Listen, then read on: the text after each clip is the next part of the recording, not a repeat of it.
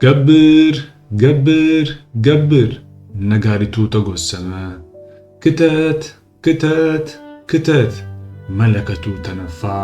ከዚያ በኋላ የተበታተነው ሰራዊት ወደዛች ኮረብታ ተሰበሰበ። በወደቁት አዋጎች ፋንታ ሌሎች ተመረጡ።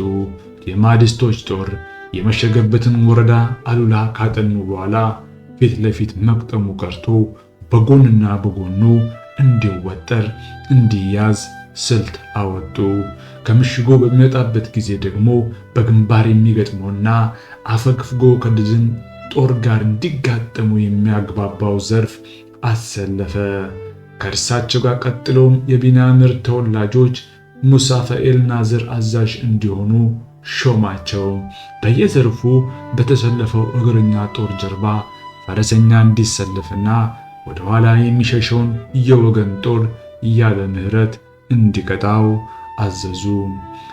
አሉላ ድል በተመቱበት ዕለት ሰራዊታቸውን አስከትለው በአዲስ ስልት ካዘጋጁት በኋላ እንደገና በማግስቱ ጧት ጦርነቱን ገጠሙ።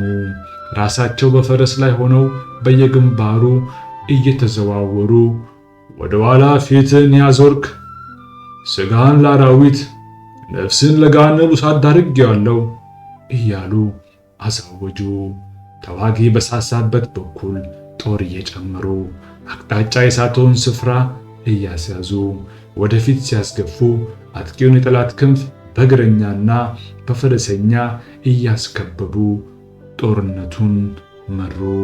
ሰራዊታቸው ከበስተኋላ፣ የራሱ ፈረሰኛ ከወደፊት ጠላት ጦር እንደተከበበ ካረጋገጠ በኋላ ጥርሱን ነክሶ መንፈሱን አስቆጥቶ ተዋጋ።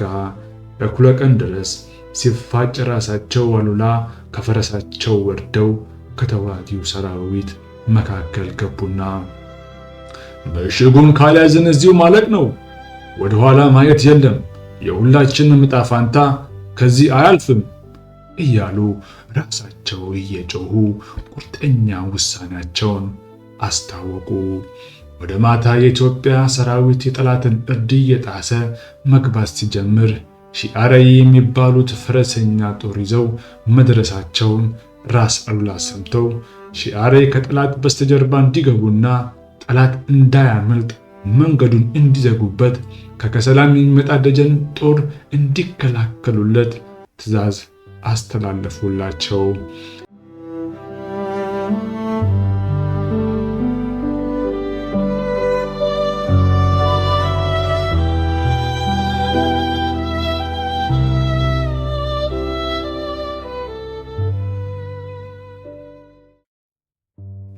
በሶስት አቅጣጫ ተሰልፎ ወደፊት ሲገፋ የነበረው የራስ አሉላ ሰራዊት ወደ ጠላቱ እርድ መግባት ሲጀምር ጠላት ከምሽጉ እየወጣ በጨበጣ ተጋጠመ።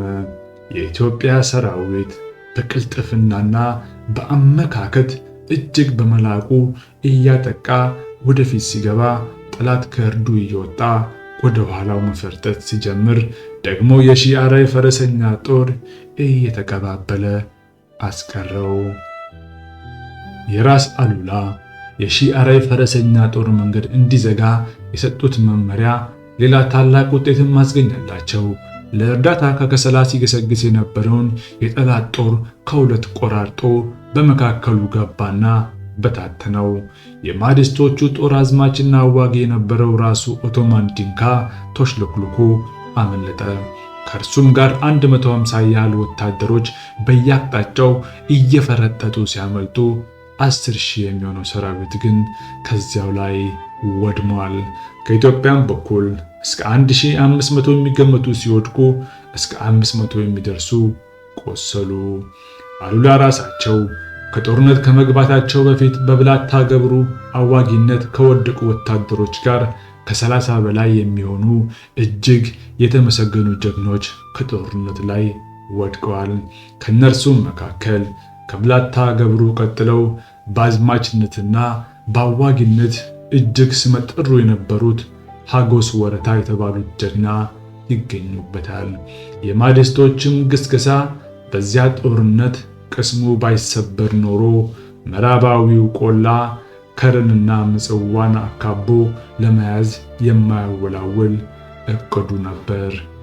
ራስ አሉላ በዚህ ጦርነት ቀድሟቸው የወደቁትን የታማኝ ጦር አበጋዛቸውን የብላታ ገብሩን አስክሬን አስፈልገው ባያገኙትም ደማቸውን በመመለሳቸው የኢትዮጵያን ክብር ባለማስደፈራቸው ፀጉራቸውን ሽሩባ ተሰርተው ቅቤ ተቀቡ።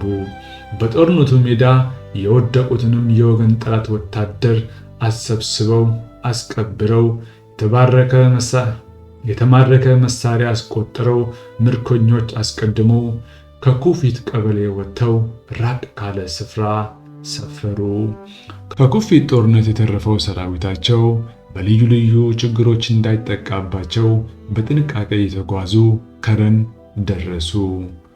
የምስራቹንም ወደ አፄ ዮሐንስ አረመኔውን የድርቡሽን ጦር ድል አድርጌዋለሁ ብለው በጉዞና በሕመም የተዳከሙ ሰራዊታቸው በመጠኑ እረፍት ካደረገና ቁስለኛ ሁሉ ማገገም እንደጀመረ በብላታ ገብሩ ሞት እጅግ የተከዙትና ያዘኑት ራስ አሉላ የጦር አለቃቸውን ሰብስበው ስለ ጦርነትና ስለ ወደፊቱ መጻኢ ጉዳይ ተወያዩ።